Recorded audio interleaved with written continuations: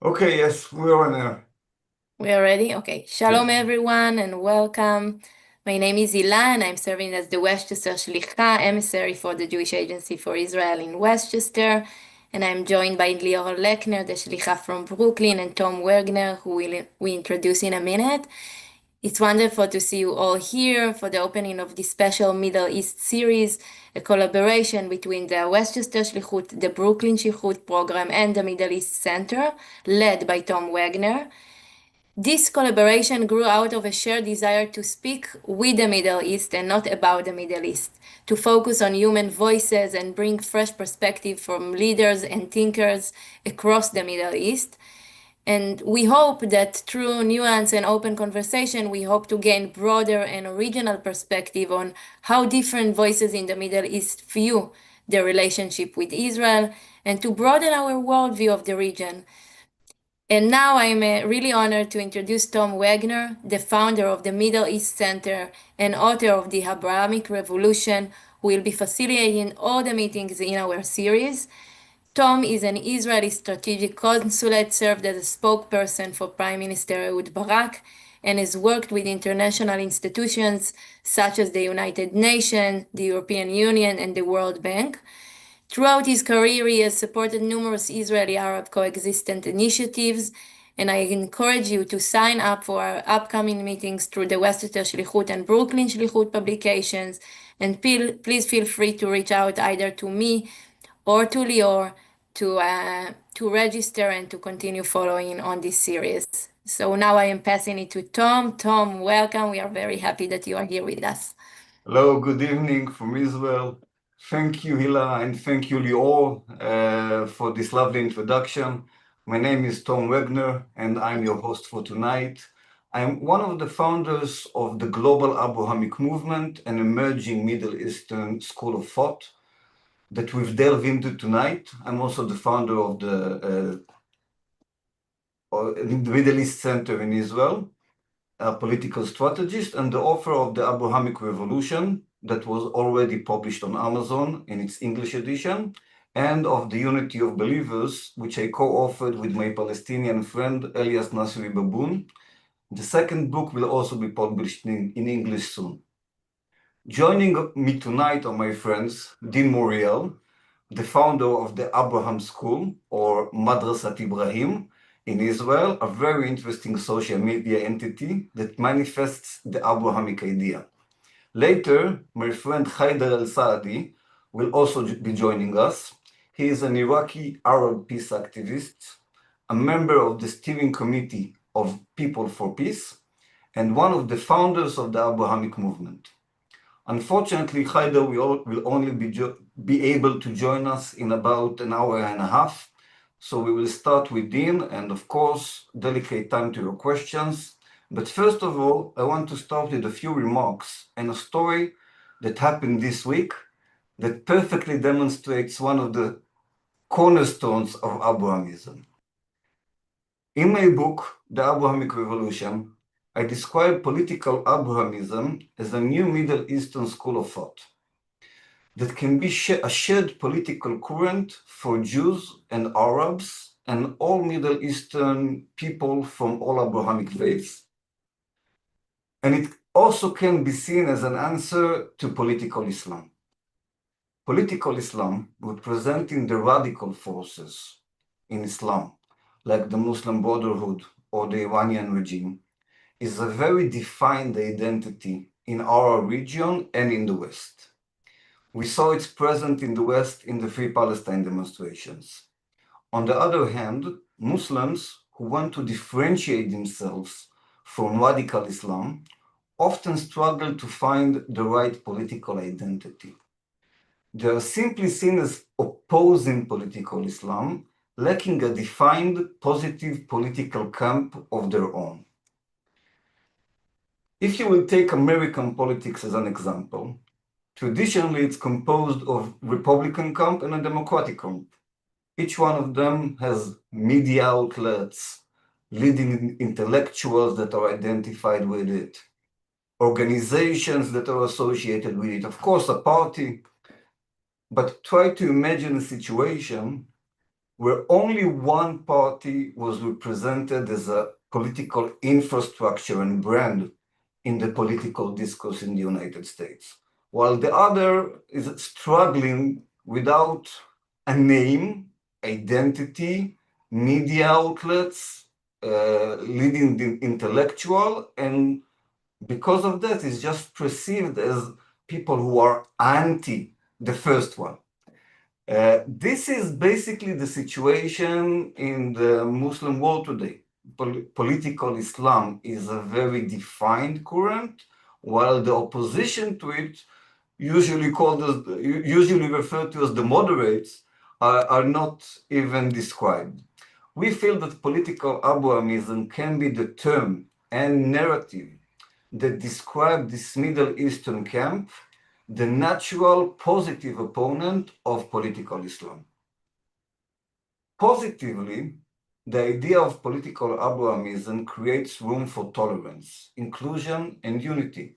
It is based on the idea that we all come from the same root, the same Abrahamic roots, both in terms of genealogy and in the core philosophies that guiding our faiths.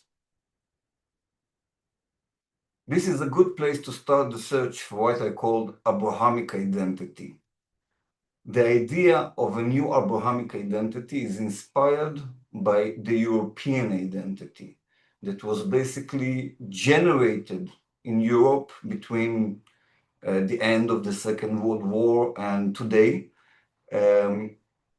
with a political manifestation that's called the European Union, but it started from creating of a new narrative, a European narrative, a regional narrative that made anyone in this continent that was fighting bloodshed war until the 40s, making everyone feel that they have an inclusive narrative. The European identity didn't came to say to the Swedes, you should convert to Catholicism, and it didn't try to say to the Spanish, you should be Protestant, and it didn't try to say to the Greek, your culture is, you should be more like the Danish, and they didn't try to say to the French, something is wrong with you because you're eating frogs. They created an identity that gives room for everyone. And after this identity came the political structure of confederation that basically made Europe a lot safer today, while remaining each country's identity, culture, and political sovereignty. It created an infrastructure that allows all the countries to coexist with each other, to respect each other's identities. And this is something that we have a challenge with the Middle East, because the acceptance of the other one narrative is not automatic at all. And if you notice, even when you speak about this, I would say the solution that is being celebrated in the media, which is the two-state solution, it refers to the idea that the settlements should be evacuated, meaning it aims to create two states, that one of them is binational, meaning the Jews in Israel and the Arabs in Israel, and the other will be completely 100% Palestinian with no room to minorities and no options to Jews to be residents or citizens of. So to me, it means that the question at hand is not only political solution or a political agreement, but rather we need to create a new identity that enables everyone to live with each other. Now, I want to share a short story and a video before I'll introduce Dean and pass him the microphone. The story happened, it happened this week in Israel. In the 27th of October, I was hosting co-hosting with my friend Dr. Edi Cohen the minority conference in Israel that was focused on the rights of minorities in Syria and Iraq, a huge crisis, a huge humanitarian crisis that is usually not addressed in the West or even in Israel, with delegations that represented many minorities in the Middle East that arrived to Tel Aviv to discuss the minority rights. We had Kurdish delegations, Syrian delegations, Alawite delegations, representations of Christians in the Middle East, and also Bedouin representatives. They're also a minority in the Middle East. And one of the representatives that arrived to the conference was my friend Abdallah El-Marla, who is a dignitary from the Bani Hassan Bedouin clan in Jordan that objected the king and therefore had to go to exile in the United States. He came from the United States to represent the Bedouins in this conference. And after the conference ended, he called me and asked me for a favor. I should mention that Abdallah is a good example for a Muslim who comes from the Abrahamic point of view. And he asked me to take him to the Western Wall and to have him meet a rabbi over there, to shake hands, to film them, to make to make pictures, and to send a message of peace to the world from there. So we can speak a lot, and in my profession, I was told that one good image worth 1,000 words, but with your permission, let's watch a video that I think that worth more than 1,000 words.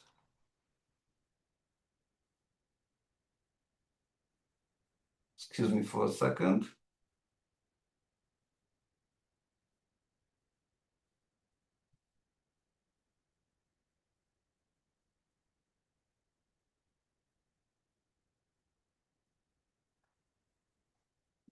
I hope you can hear it. And for every nation, that is the Jewish mission to pray for you, to pray for God, that God is give you the peace and prosperity for every nation.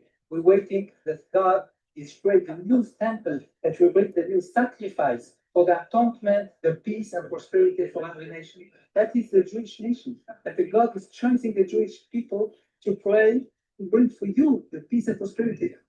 We are here in Israel not to conquer the land. We are here to serve the world. The nation is understand the reason that we are here is keeping the Jewish people to create a new temple, to bring the sacrifice for the atonement. To be honest, Tom, Prosperity for everyone. it's so difficult to hear. Do you want to make me narrate what is being said, because we can't understand? That's a shame. Okay, basically, if you can't hear it, I won't be repeating the 3 minutes of it. But basically, what you can see here is a Jewish rabbi and a Muslim sheikh standing at the Western Wall, shaking hands and declaring that they have nothing that divides them. They have there's a difference in their faiths, but the difference shouldn't suggest that there's a division. It's only a difference. The same way, it's not exactly what I'm saying. I'm summing it up in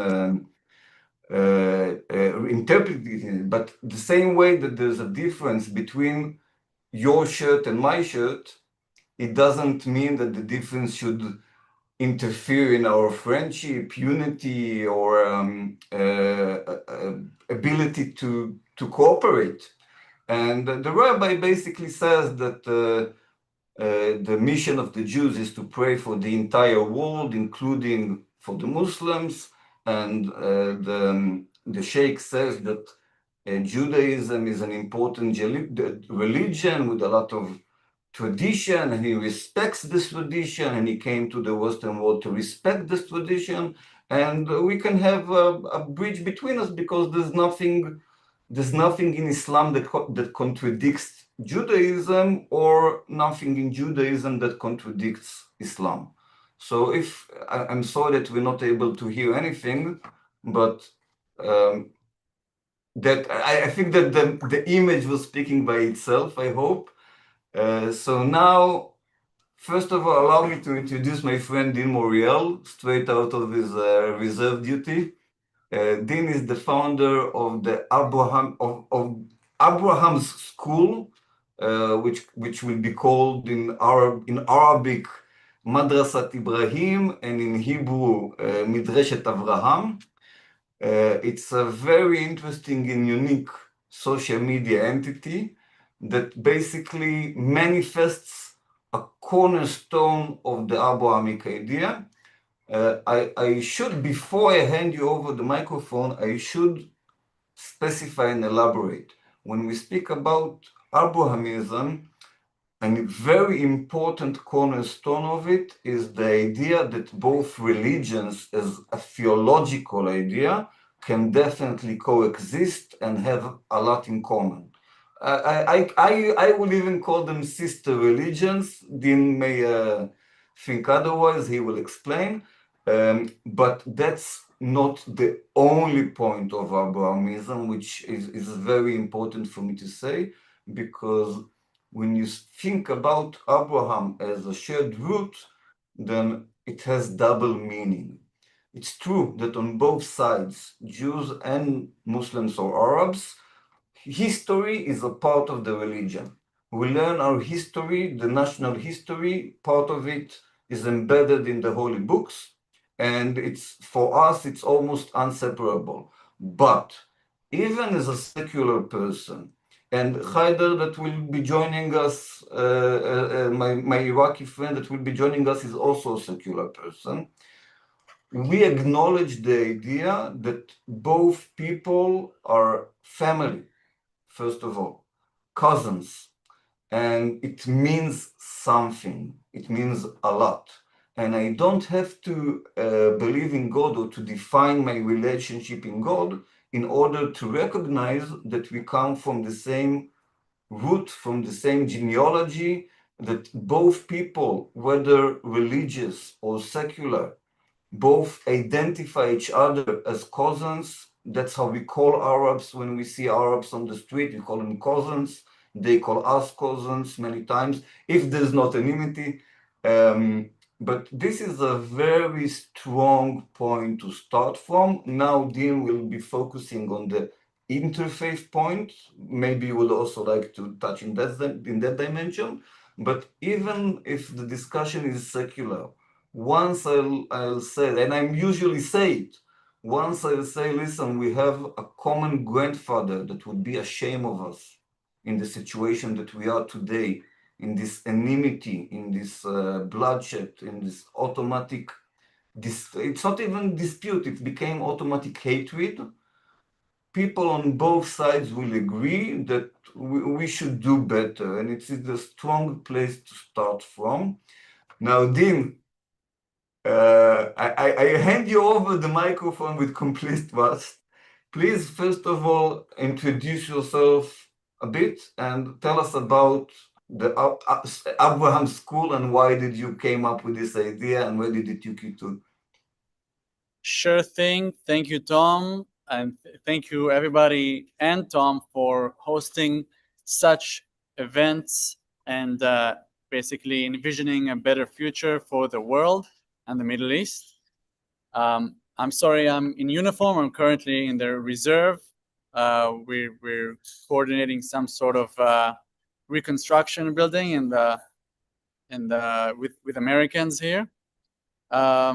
As you might have heard in the news, the project that I have started, the Abrahamic School, is a project that is meant for religious people, mostly religious Muslims, and the idea is to create a path and an interpretation of the Quran, an interpretation of the Torah that actually offers the solution for coexistence, showing the places in the Quran where the Jews are a part of this region, that the land of Israel is promised to them by God, basically making By Allah. Muslims by Allah, you're saying? Yes. Yeah. Another thing is basically like the first video I ever made was just, I thought I'll start easy and say, okay, let's start with, we both have the same God. So I speak Arabic. This channel is in Arabic, and I'm just quoting something from the Quran. I'm quoting the Shema Israel that says that Hashem is one. So we're both monotheistic religions. And I thought, okay, that's a very simple, easy grab. Just let's start there. And the reaction was very surprising to me, because I feel it's. I mean, I'll give you you can just look it up, and I'll even show you the video now. Just I'll show 10 seconds of it. Tell me if you can hear it and see it. I added subtitles. You should do that to the video, your video, Tom. Yes. Tell me if you can see it. But the reaction was basically, you believe in one God? You believe in God like that? So, some of the stuff is just, you're flabbergasted with like the amount of stuff we don't know about each other. I mean, I could say some stuff to the Jewish audience that I'm guessing we have here. That usually we talk about the Arabs, we talk about Ishmael, which is the ancestor of the Arabs, and it's actually clear from the interpreters and from the Torah itself that at the end of his days, Ishmael did tshuva. Basically, he goes back and he buries Abraham together with Yitzchak, and they sort of make up. And as we know, that's a foretelling for our future. So if you ask a rabbi who really knows his stuff, he will tell you, yeah, Ishmael eventually did tshuva, and there's a happy ending here. There's a path that the Arabs need to go through, but eventually we do end up being so just for the Jews. But the Arabs seeing the videos, they were like, I'm going to show it soon, but they were just saying, what? I thought you guys believe in Ezra. And I was like, who? What? Yeah, so apparently there's this verse that, it says the Christians believe that, Jesus is the Son of God, and the Jews believe that Ezra is the Son of God. At first I was like, well, what Ezra? My grandfather is from Iraq, and his name was Ezra. But I was like, what? There's a prophet called Ezra.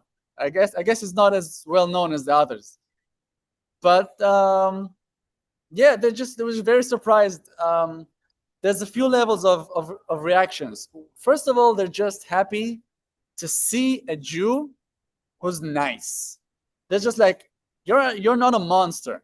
Like, I've been doing videos in English to Western audiences that have reached millions of views, but I feel like it's very hard to change anyone's opinion there. It's very saturated with information. People are tired of it, and also they don't have skin in the game, really.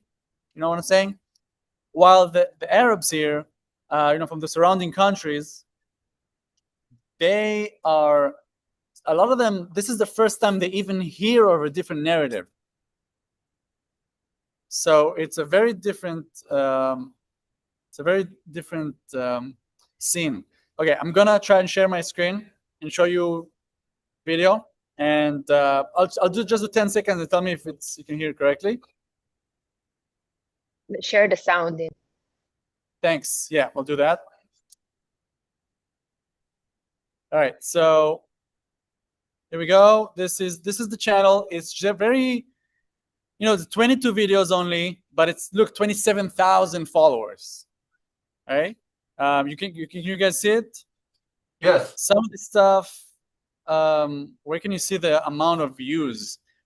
I'm saying it not to brag. I'm not saying that I'm such a good video maker, even though I'm pretty good.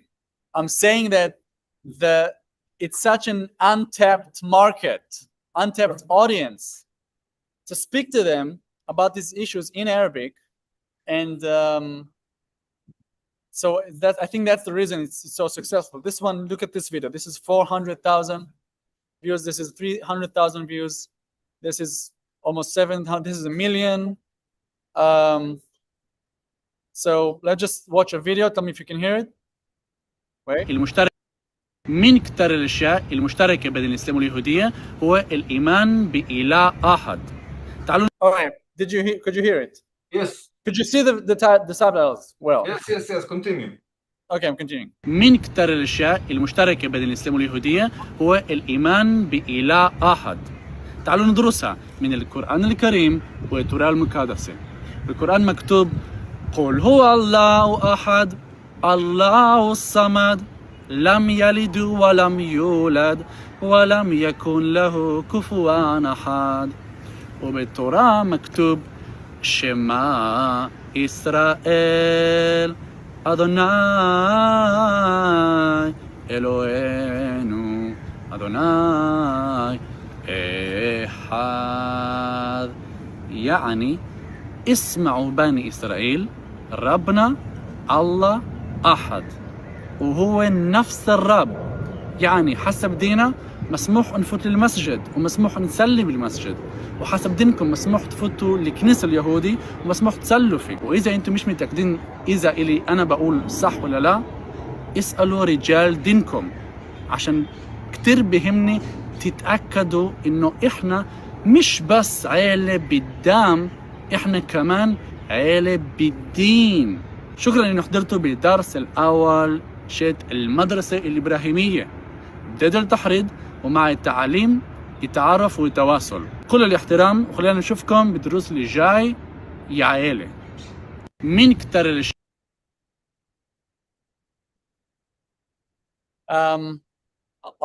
I'll just say a few things about the video. I wanted to Maybe just focus on the comments and the interaction that happened after this video as a response. Well, that's just one video. Well, many other videos much more successful. Well, there's the different reactions. I mean, there's the people who are threatening to kill me. Obviously, I'm okay with that. They would say that regardless of what I would say, I guess. A lot of people actually changed their mind. A lot of people reached out, sending me messages.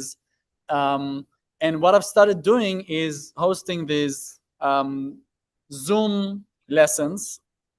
And there's also a bunch of rabbis who are teaching now who speak Arabic. So we have someone in America. They fled from Syria to America.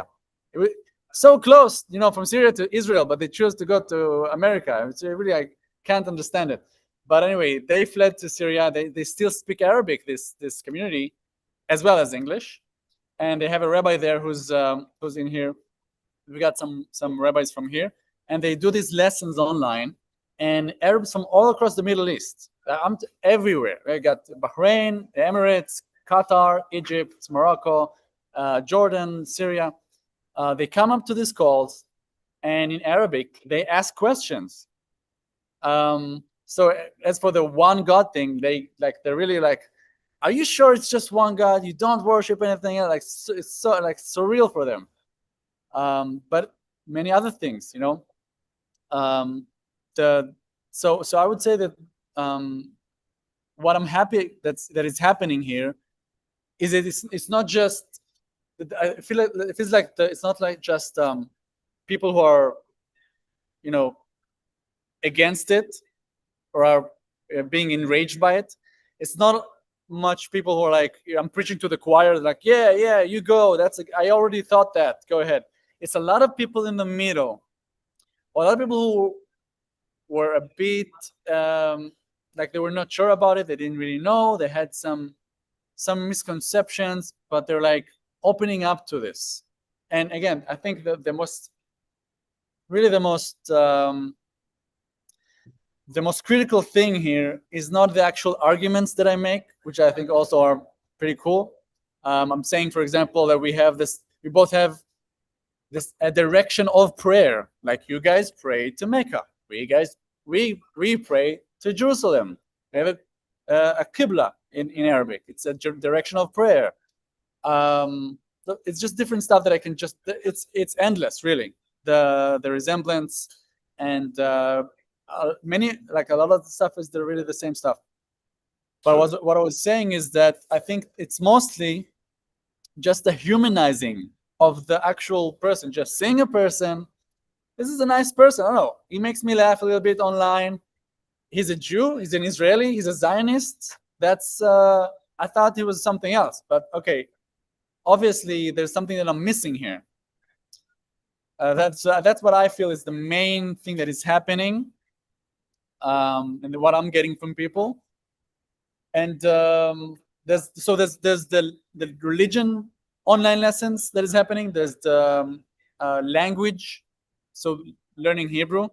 Some of the Muslims are Jewish, so they were like, learning about Judaism. Then they're like, by the way, I'm just interested, how would you convert? And then like they learn a bit about it, and they're like, oh yeah, my grandma, it was Jewish, and and my mother and her daughter as well, my mother. So basically, there's a lot of people in the Middle East who are now Muslims, who might be even against Israel or whatever, but they're Jewish because when in 48, when the majority of the Jews from the Arab countries diaspora ascended to the Holy Land, a lot of folks were left behind, and a lot of them, married Muslim or married Christian or whatever, and they had kids, and those kids, some of them were girls, and so those grandchildren are now Jewish. So sometimes it's scary for them to realize it. Sometimes it's a relief because they always felt something and they didn't know what to do with it. It's very fascinating. So I'm guessing there's a lot of questions for people, so we can open up for Q&A. Definitely. And Tom, you lead the way. Yes, but a few remarks. If anyone wants to ask questions, so please maybe raise your hand. So if you would rather write it on the chat and I will read it, it's also fine. But a few quick remarks, because I think we have a lot of knowledge gap that we have to fill in the middle. So what I think that part of the thing that is happening here is that today we already have a few Jews. I think that we can count them on the fingers of one hand, that including Dina and myself, that can argue from the Quran.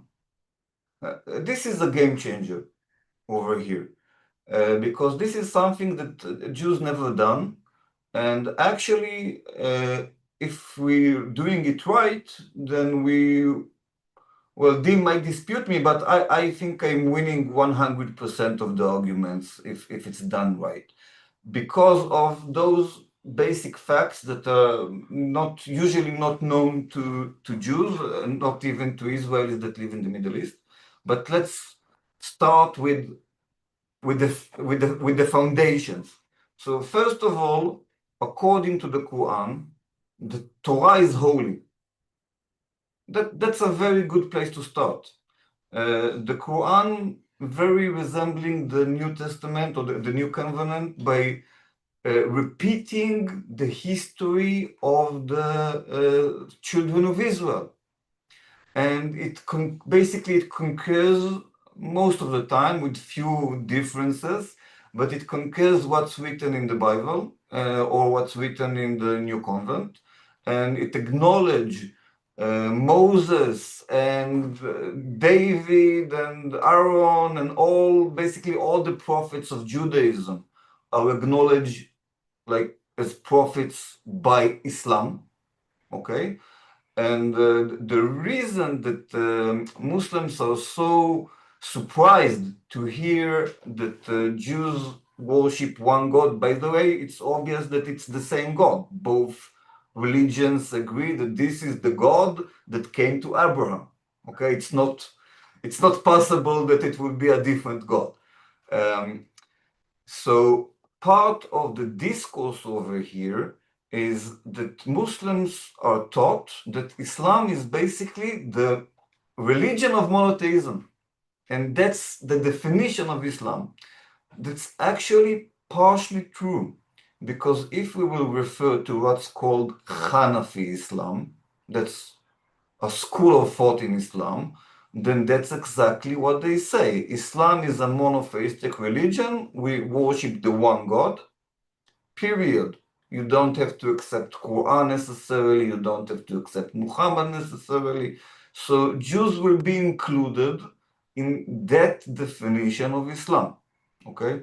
Now, another cornerstone to me of this discourse is are parts of the Quran that are not taught to the Muslims or to the Jews, but for example, would say, I'm quoting, of course, I'm translating it to English, but treat the people of the book only in the most delicate way. Period. There's no brackets over there. There's no if or but or on condition.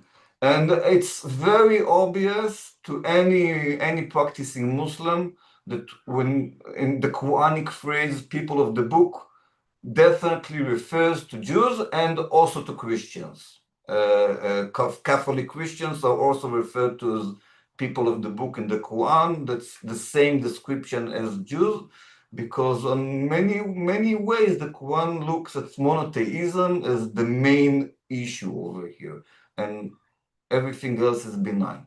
Now, when we claim the Jewish right to exist and to be respected and to have sovereignty on Israel according to the Quran, with the relevant ayahs, the sentences of Quran, etc., we win almost 100% of the arguments, because that's the way it's built.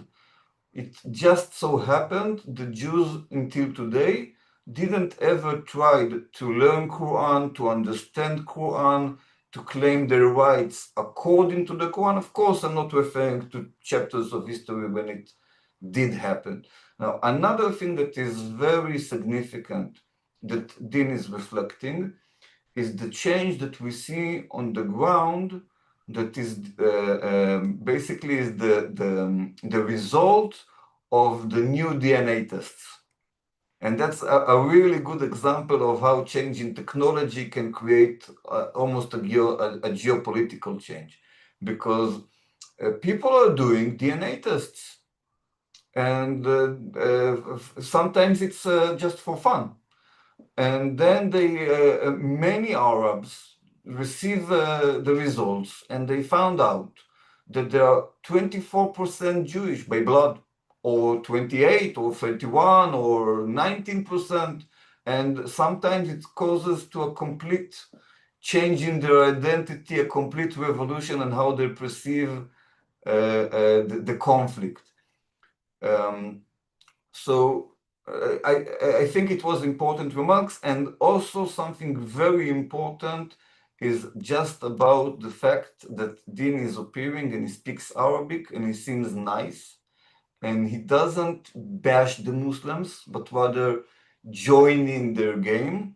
It's the same pattern that we see in the Abrahamic movement, and when we do it, we get a totally different results, because basically the Arabic media, which is very monolithic, has always described, most of it, 90% of it, described Israel as the arch nemesis of everything that is Muslim, and all the Jews as basically some sort of creatures that their entire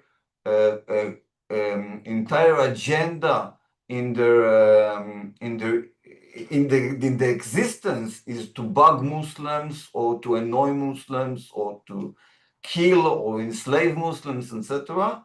And if you will ask a child in the Arab world, what do Jews want?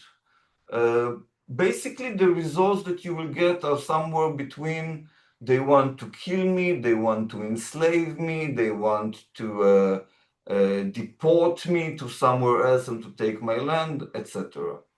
And by being nice and speaking Arabic and acknowledging their narrative, basically it's creating a complete contradiction in their entire narrative. Do we have any questions or people that would like to say something or to ask something? Okay. So Dean, I would like to start. I can just go into depth on this because it's very interesting. Yeah, but I like to direct you to 2 points Go of depth. First of all, the story that happened on the foundation of Abraham School is very interesting because it started from Muslims, young Muslims, who basically asked for tools to create de-radicalization in their environment. So please, can you share a little about that? I mean, I always had the idea that this might be good. This is a good idea. I mean, what's the idea here is going and reinterpreting and doing the religion. What I'm saying is, if somebody, if let's say we're from the West and we're thinking, what's a threat for us?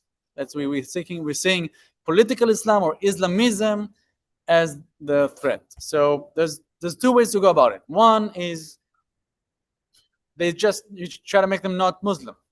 Like if they're not going to be Muslim anymore, then they're not going to have the Islamist aspirations to conquer the world.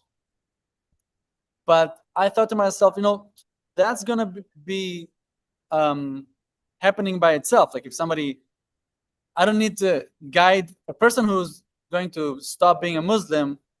He's going to have the same values as me. He's going to be okay with the West, etc. Like it doesn't need any help from me. I want the devout religious people who are there. They want to pray 5 times a day. They're very strong believers. They fast on Ramadan. They just don't want the whole conquering the world part.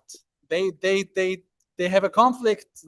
They don't know how to interpret things. Some of the stuff that they read or that they hear. So I said that's my audience. That's where I can make a change. The way it came about is I was just doing it for fun. I was just teaching Hebrew. So it's just teaching Hebrew to Arabs, like in Arabic. It just takes a minute to just take the phone, press record. Here's a couple of words, and just doing that with like 10 videos got to 100,000 followers on TikTok, and then I started getting recognized. And so some of the Arabs on the street who met me, they were like, "Listen, you don't know it, but you're doing something greater than just teaching Hebrew." And okay, go on. And so this is a couple of brothers who are part of the Abraham School, and they grew up partially in the West Bank and partially in Saudi Arabia. So they had a few years learning in the education system in Saudi Arabia. I don't know if you know this, but they had a reform in the education system post 9/11. After 9/11, they really hammered down on the indoctrination. Like we have a lot to learn from them. Maybe we should implement some of their methods in the West as well. But they, they just left no place for such talks in the mosques. Left no place for such talks in the schools. They fired a lot of teachers if they had the wrong ideology about the West or about other religions, other peoples. They had no patience for it. And these guys, these brothers who just saw me on the street, on the bus, and started recognizing me and talking to me, they told me they saw the dissonance, because they were in the education system in Saudi Arabia, they were in the education system in the West Bank, and they saw the gap. Like in Saudi Arabia, they said, this is what it's supposed to be like. This is going to lead to no good. And they somehow thought that what I'm doing is that. That's what they saw in me and what I was doing. So I heeded their call.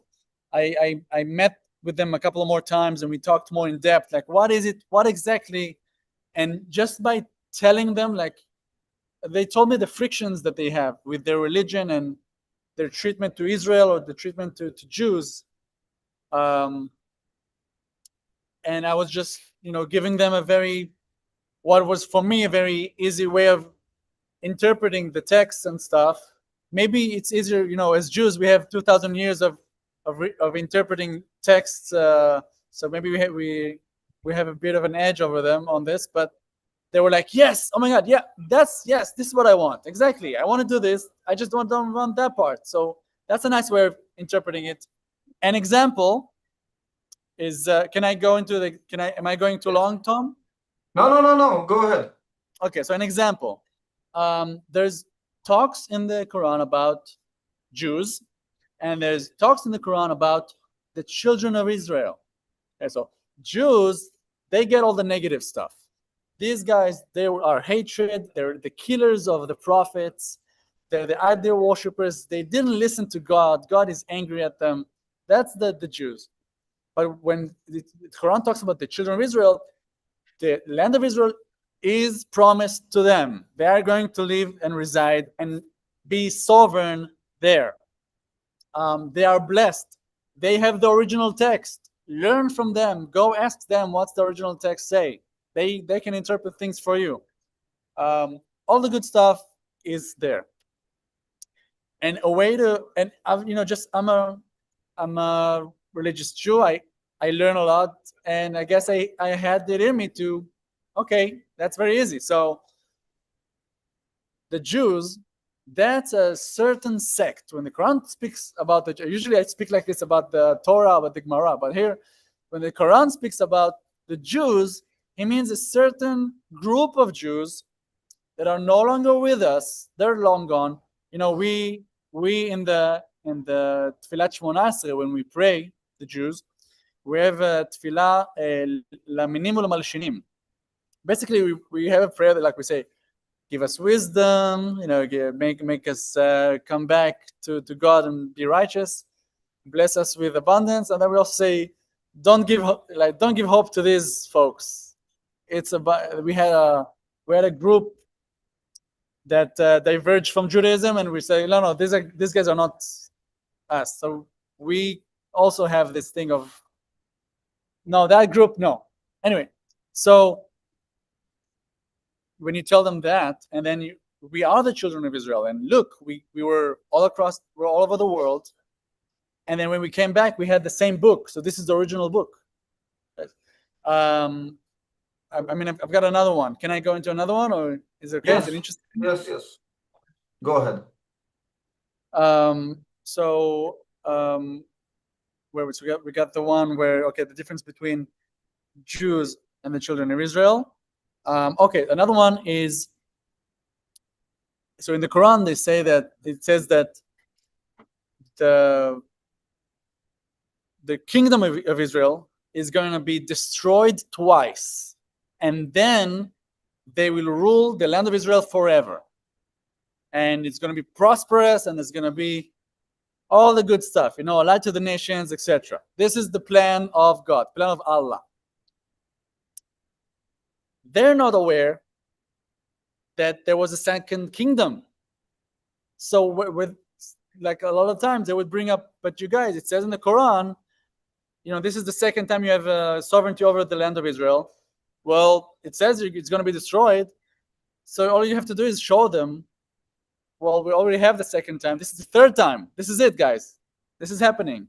This is the redemption. And then they're like, what? They're going into it. Now, some of the people are not religious. If they're just, if they have opinions about Israel, like they're against Israel because of historic reasons, then we can go into the history.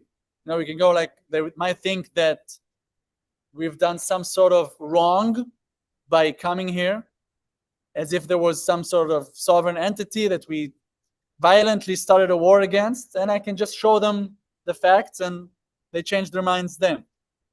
The religious folks, they don't even care about that. They just care about, okay, the Quran says this, like how does that go about? And then the religious interpretations fix that. It's not 100%, but it's super effective. It's much better than when you talk to people from the West.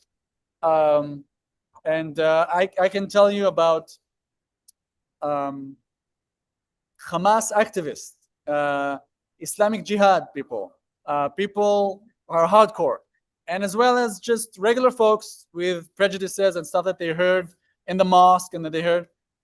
They change their minds. They change. It's not always possible. Sometimes they, being convinced and they revert back because they go back into their community and they've got their head twisted again. But many times it does change. Sometimes I will have a video or lesson or debate, and then after a while, somebody would text me like, dude, I've looked into it. You're right. Thank you. This is great. I want to join the movement. So, okay, that's it. So first of all, we will have to go back to another story soon because there's a very important story over here. But before we do it, I'd like to make an outrageous claim.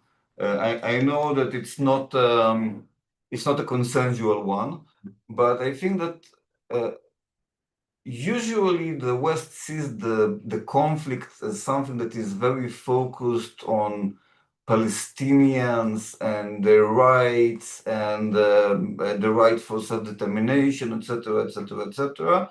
But from the Middle East, it sounds very different, and the discourse over here is very different, and it's a lot more based on the Quran than on the idea that everyone should have rights that is not valid in the Middle East, because most of the people of the Middle East don't have the right to vote for their government and the basic human rights, etc., etc., etc.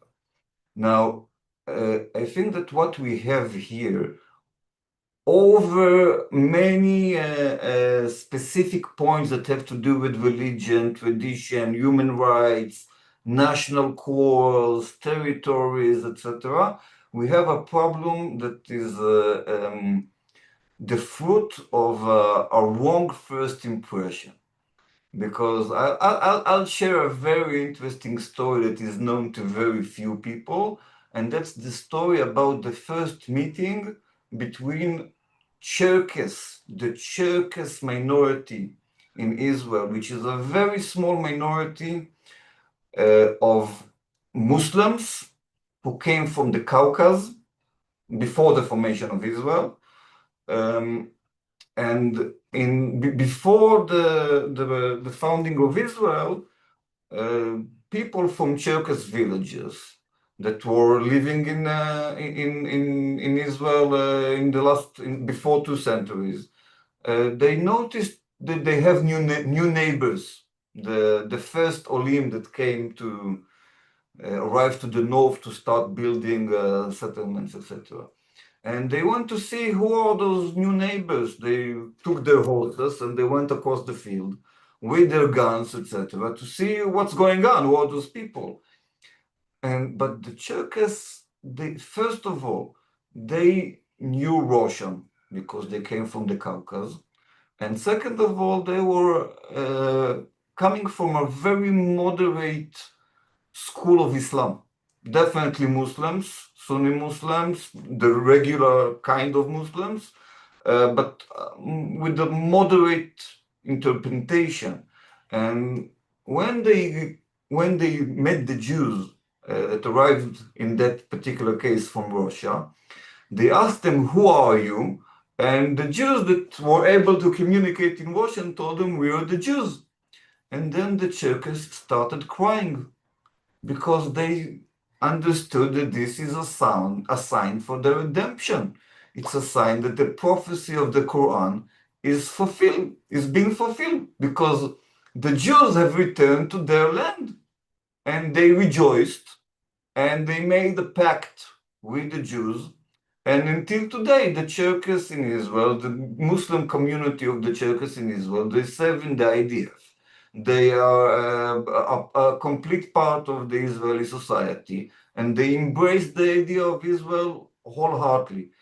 But that wasn't the case when it came to the introduction of the first, or not the first Jews, but the first Zionists, or the generation that founded the country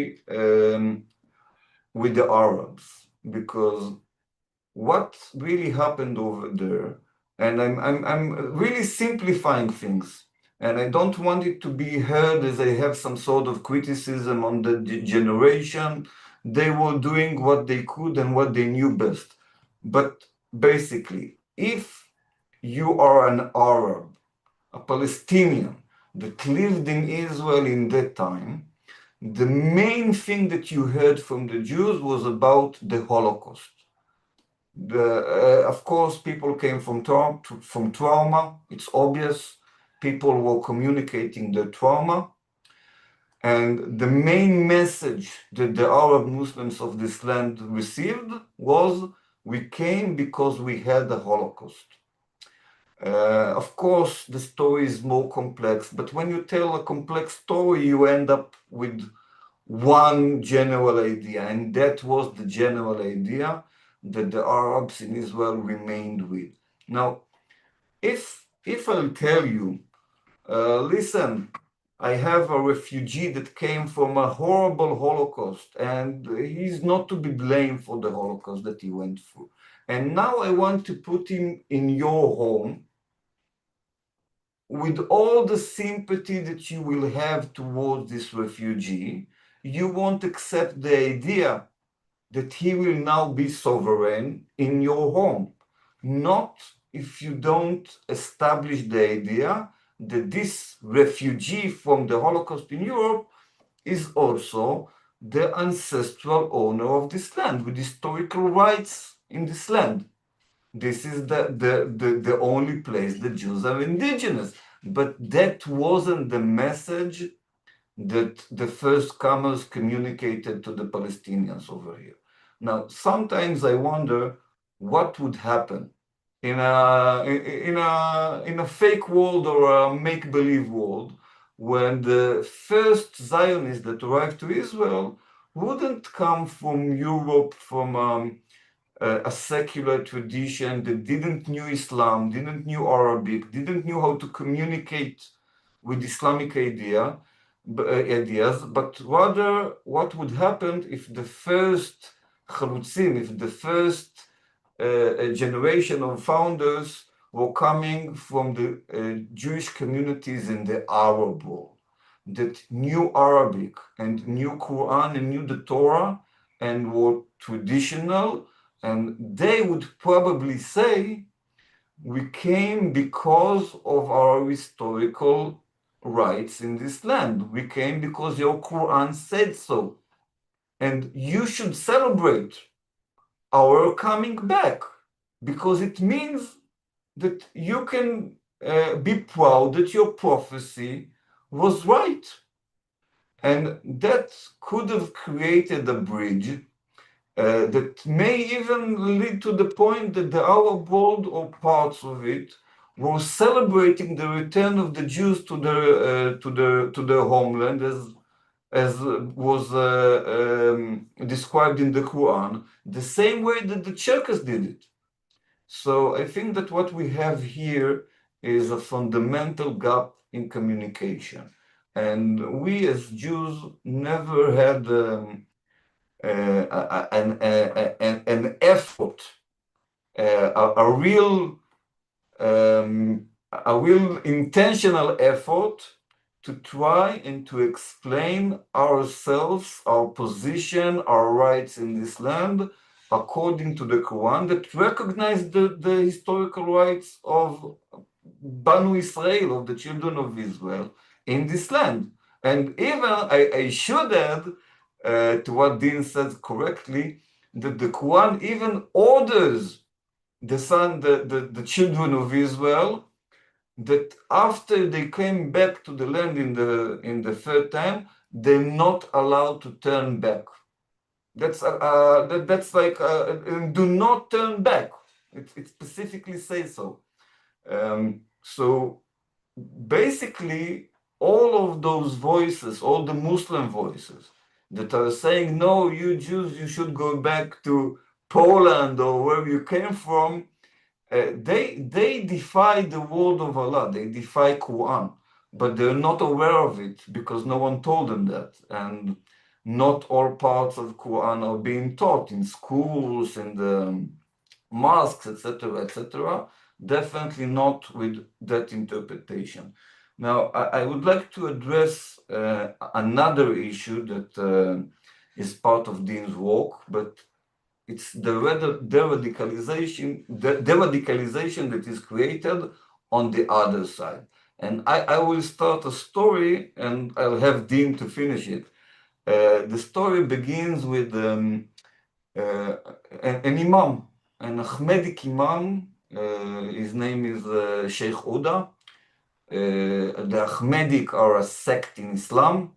It's not the majority of Muslims. It's a sect. It's a small minority, but it's definitely is a sect in Islam, and there's also an Ahmedic sect in Israel.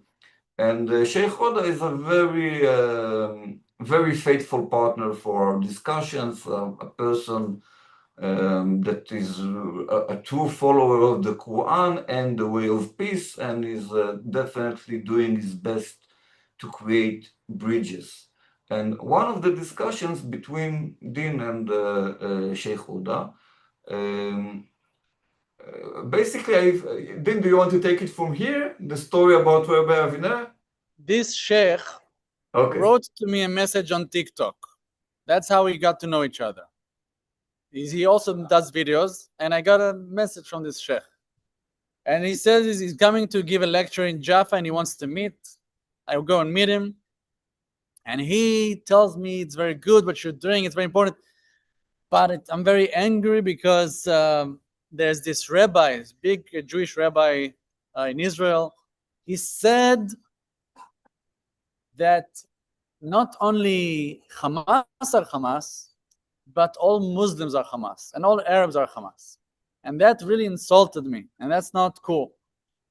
So I was like, okay, let me check if he actually said it. Let me check why he said it. Like, let me look into this.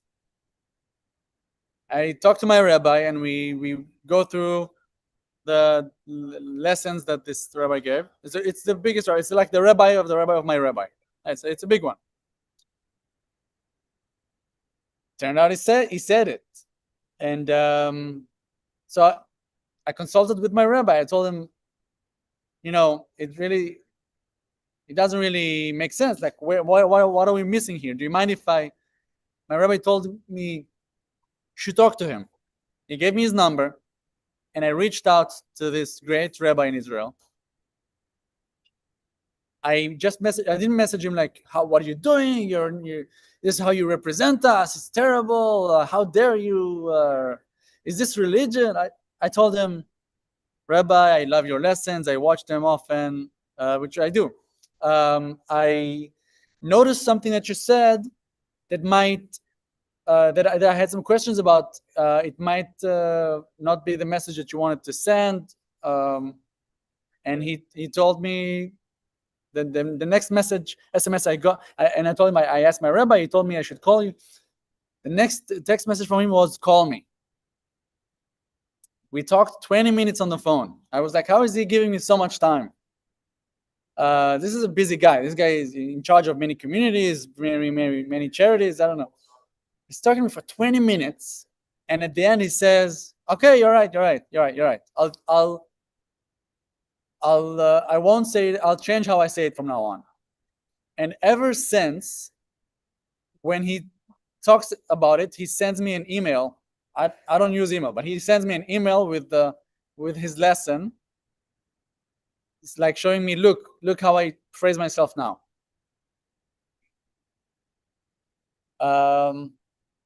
Basically, this is creating a bridge that is the idea. Just let me finish the wrap up. Sure. The point was like, maybe it's not that the religions are just against each other from the get-go.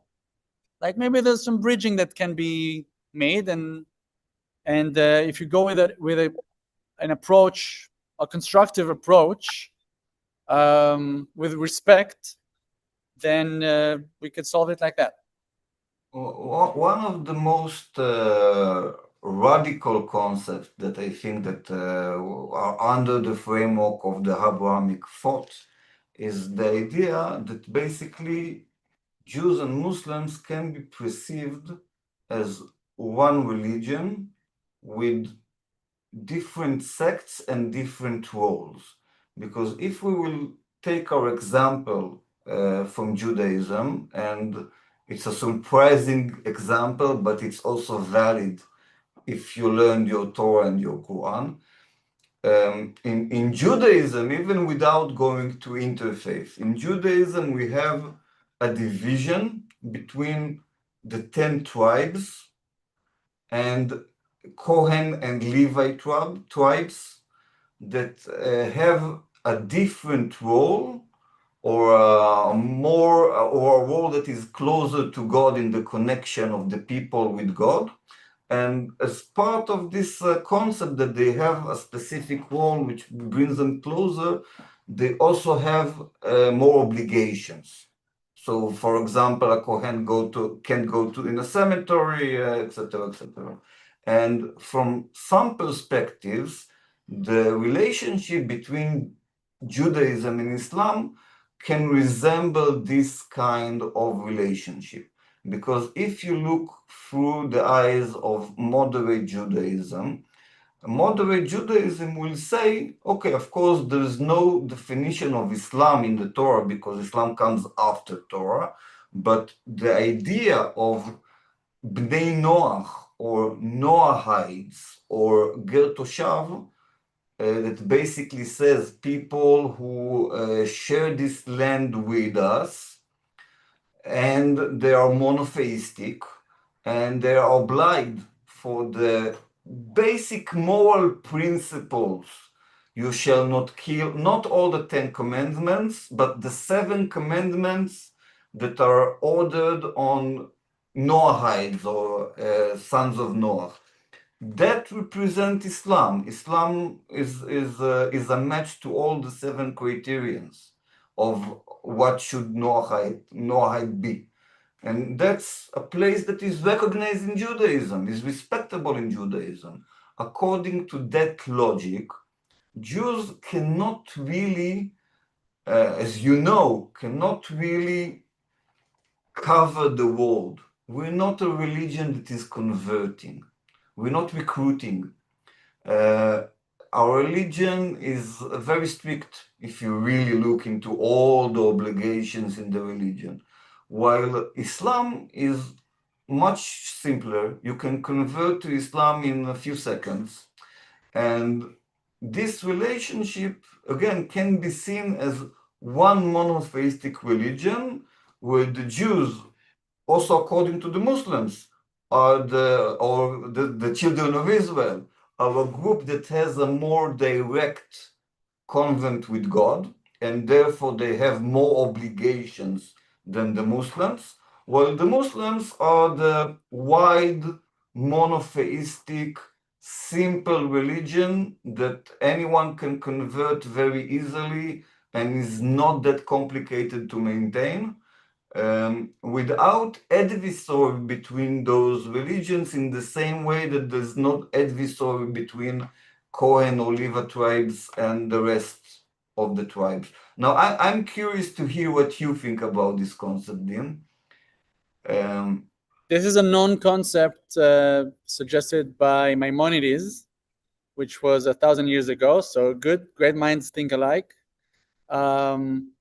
He basically said that Christianity and Islam, they have a role in the correction. I don't know how to say it in English, like the tikkun olam, in the making the world, the world to Repair come. the world. Thank you. Basically, Christianity can adhere to the hearts of some cultures. Some people just naturally, that's where they get their connection to God.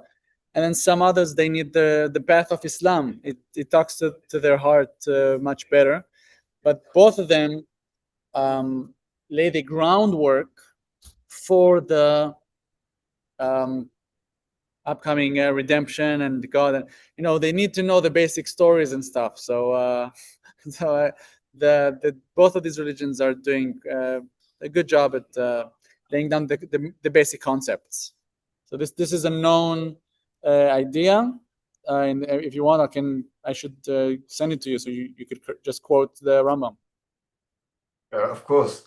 So we have a quarter of an hour before Haider will be joining us. So this is a good time if someone has a question to Dean or to myself. This is the best time. And if no one has a question, then I will share an interesting story with you. Howline, if you try to speak, give them like a minute to like think about it. Okay. Or like 30 seconds. Yes, of course. Unmute their microphone. No, if someone wants to speak, he can just unmute himself or write on the chat. Okay. So I will share a story that I think is very important. And if you want to, you can still raise your hands while I'm doing it. And Tom, I'm sorry for interrupting. Sure. It's not super urgent, but I could be going back to my reserve service. Do you still need me for something? I think that we'll just allow the people to ask you something before you leave if they want to, and if not, then I'll share the story and we'll. Okay. Okay. So. Then I also want to say thank you very much. It's very, very, very interesting and inspiring to hear you. And I'm sorry for my technical problem here with my camera. I have so many questions, but it's good to finish with a taste of learning more, and we'll be happy to host you again and hear about your work and your progress. And good luck with everything, and take care. All right, cool. I was hoping for a question, but thanks. Thank you. Okay, Dean. So if you need to leave, feel free to do it. Thank you for your time. Wait, Leo, hit me up with one of your questions. Were you just saying it because you don't have a question, or did you actually have one? No, I do, but I thought you said you need to leave. Choose one. When you said you had this 20-minute discussion with the rabbi about the fact not all Palestinian or our people support Hamas, and you said that after 20 minutes, he said, "Okay, I'm going to change what I'm saying." What is it that you said? Well, he had convinced him? He said, "Well, Islam says this and that." He said, Arabs. There's been so many incidents that I might as well say that they're all like this. He provided some sources. There's research that points here, research that points there. You can look at statistics and who does terror attacks and come to conclusions. I just happen to have also sources by other rabbis, so I could talk to him. First of all, in a respectful way, and also using the sources. So I could, direct him to stuff in our books, stuff that is in our Mikorot, in our books, and I guess I was just stubborn enough to, I think that the main thing here is there's this thing today. I feel sometimes with people like, I'm right wing. Sometimes somebody could be left wing. You'd be like, you know what, you don't know what you're talking about. Okay, I'm like, teach me. Like maybe I'm ignorant. Maybe I have wrong ideas about things, and it's okay. I should be taught. So go ahead and teach me. I'm not here like so when you treat people like that, that's where I feel a lot of good could be happening with Arabs and also within Jews, within ourselves. I had an incident. Oh yeah, go ahead, Lior. You want another one? No, I just noticed that Rabbi Carey would like to share a question. Okay, just to finish on this point, and he listened to Carey. There was another incident where there was a very, very, very right-wing podcast that I'm listening to, and I'm not just listening to. I'm paying a monthly thing, okay? And this guy, he goes on. There's this guest. The guest brought a Quran he brought some artifacts that he found while fighting in the north and the south, and he just looked like the education materials, the indoctrination, but he also brought a Quran. The host said, "Ew, what is that? Get it off the table," like pointing at the Quran. So I reached out. Usually you would say, "Oh, I'm so disappointed from this person. I'm not going to listen to him again." I reached out to the guy that is doing the podcast. It's like won awards. It's like the biggest in Israel. And I just told him, this is incorrect behavior, I think, and here's why I think that. And we had a back and forth, and then he was like, "Okay, I'll delete it." There's an option on YouTube and on the podcasting platforms where you can just cut a piece of it. So you can cut, from this second to this second. You can just cut it. You can't edit the actual video, but you can cut parts. He just cut that whole part up, and I'm just feeling very proud of it. It gives me a lot of hope. Like, okay, this approach works. Yeah, so it's just another way of. That's an amazing story. Yeah. Okay. Yeah, we have a question by Rabbi. Sure. I was just going to say, Dean, it sounds amazing what you're doing, and I think it's one thing for sort of liberal Jews and liberal-ish Muslims in America to have those conversations, like that has happened, but to see it happening the way you're doing, like with the reach that you're trying for, is remarkable. I'm curious if there's a Muslim equivalent of you in the world, and if you think that person would be effective, or is it more effective to have someone like you reaching out to sort of more right-wing Jews who may not believe that Muslims sort of have a place? So I think that's a good question. I think everyone is effective for everything. Granted that they are like true to themselves, and so there's Luai El Sharif. Do you guys know this guy? He's from the Emirates. I met him. He came to Tel Aviv, and he saw me. He's like, "Hey, you! I know you." I was like, "Wow, you know me? I know you." So he's doing that. That's good. I think anybody like the only thing I would say maybe is won't be effective is maybe somebody who converted to Judaism. That like a Muslim who converted to Judaism. It's not as effective because I think the message is not Judaism is the correct way. Go do that. I think the message is you be a good Muslim, I be a good Jew, and let's live together. Yeah, but please refine your question because I'm not sure I'm answering. I think also the fact that you're an Israeli who's having these conversations it means a lot compared to here, right? Because you're not just saying that Judaism has a right to be. You're saying Israelis have a right to be, and what does that mean? And I'm just trying to see sort of. I think this is an amazing message, And I think I'm trying to imagine how this sort of broader Abrahamic connection, the coalition, I don't Right, remember at the beginning how that can really take You hold. think you're asking if there's a parallel in the Arab side? I mean, I know the guy in Dubai with the, Yeah. but other than that, is there anybody else who's out there? You're talking about Luay al-Sharif? Someone else? Okay, so first of all, it is difficult for them. So a lot of folks in the West Bank, they see me, they're like, what you're doing is great. We see it, the whole village, we see it, we watch you, it's good, continue, please continue. Like I have, like, sometimes I was in this event, like a interfaith, but it was a Muslim holiday event.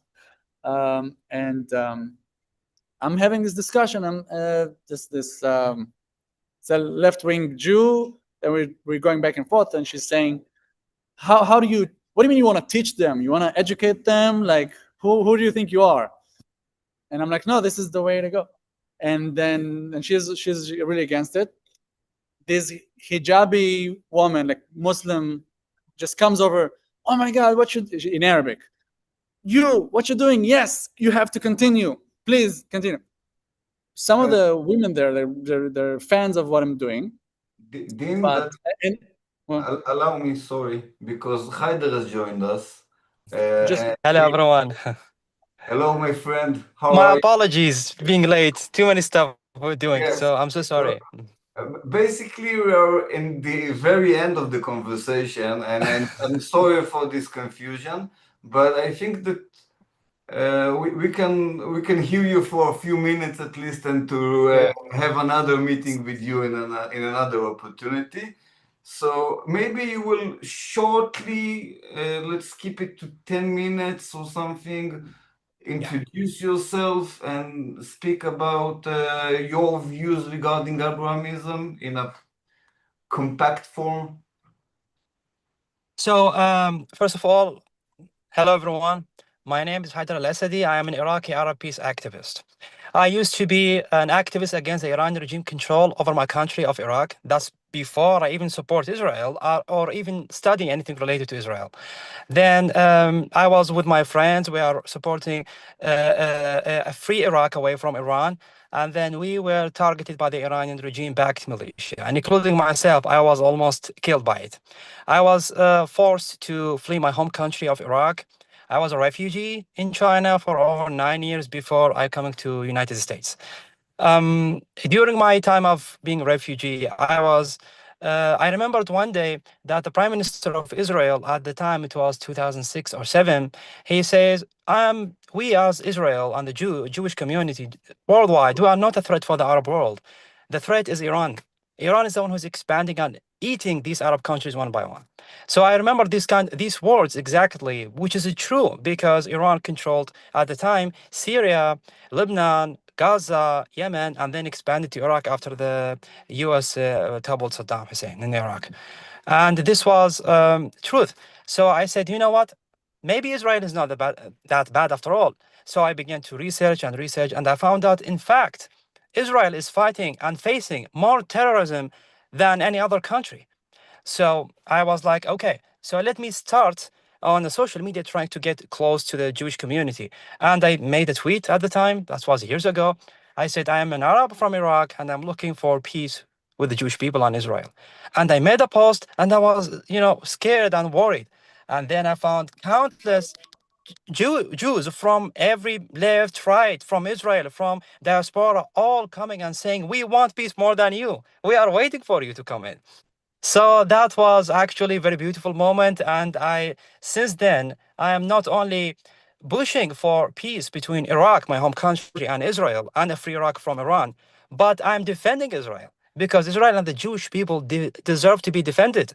They are facing the most terrorist organization in the world right now, Hamas, which is when ISIS, before it entered Iraq, the world come in combined forces to defeat ISIS and free Iraq from ISIS. And Hamas copied everything ISIS did, and worse. from burning babies to beheading innocent civilians in Israel to raping and torturing and murdering and kidnapping. But sadly, I didn't see the world to creating a coalition forces to defend Israel like what they did with Iraq. So that's here the double standard, of course. So I think that we, Middle Easterns, Arabs and Jews, Muslims, Christians, all of us can stand hand in hand to build a new Middle East, which I like to call Europe 2.0. But here, what I mean by Europe 2.0, actually, the old Europe, the good Europe, not the current Europe. The current Europe is more hostile to the Jews than probably Middle East and Arabs, because the Arabs right now more open-minded, at least some of them, than Westerns right now.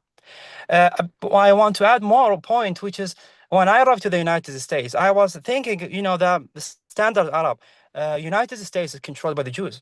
But when I arrived here, I found out the protests is more against the Jews than with the Jews. I found white Americans, American Americans are against Israel, despite they know nothing about Israel and the Middle East, which doesn't make any sense. So this is the brainwashing technique that is backed by the Iranian regime, Qatar media, and even Turkey right now, is a problem not only for the Arabs, but also for Israel. So we can, combine hand in hand to face our mutual enemies, and we are all Abrahamic, where we should stand beside each other. Israel has over 3,000 years of rich history, and similar to Iraq, similar to Egypt, we all have history. We can build enough wars and conflicts. It's time for peace. Thank you. Thank you, my friend. We're supposed to end, but I want to ask him a question. no, but because we are about to end, I will just ask Haider to speak 5 minutes, and that's it, about how we see Abrahamism, and if you want to sneak your question before it, so do it in a very short I'll manner. sneak my question, and it's going to be the answer for Kari as well. So there are Muslims like Haidar. There's people who are they just can't do it from their countries. The Muslims, the Arabs, they can't advocate for peace.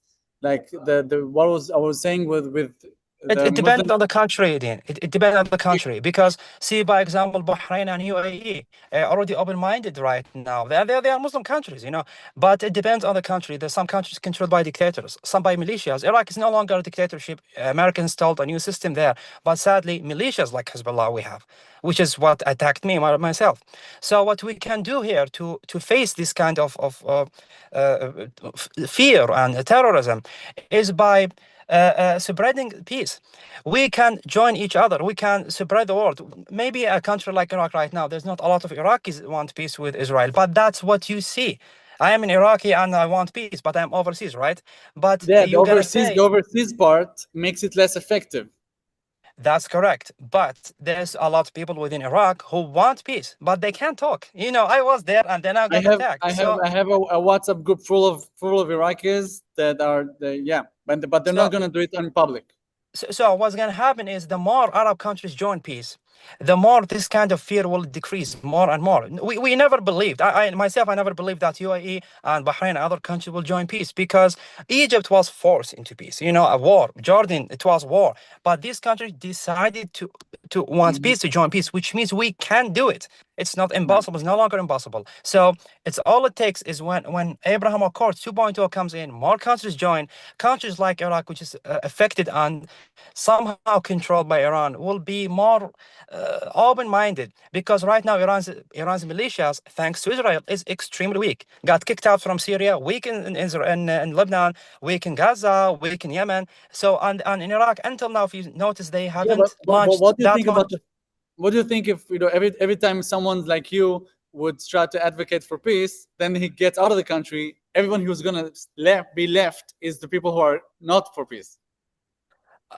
Well, no, because as I said, if I'm right now in Iraq, I can't do that. I can't talk with you because I would have been killed. I wasn't even advocating for Israel. I was advocating for Iraq free of Iran at the time. And I got attacked because saying that. So imagine if I mentioned Israel in the middle. They will use this as a card against me. Hey, you're supporting the Zionists. Go out.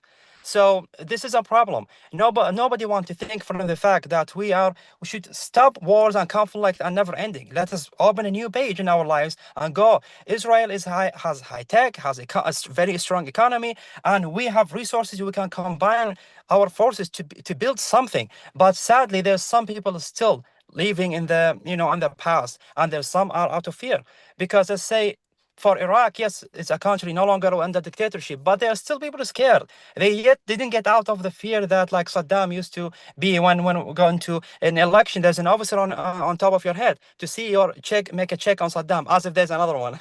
So this is a problem we have. But I'm sure and certain that this is gonna change. It's just a matter of time. More people come to talk about peace, and it will change. And I'm believing that when Abraham Accord 2.0 comes in, then more countries would join. These countries who reject peace will become weaker and weaker, just like Hamas.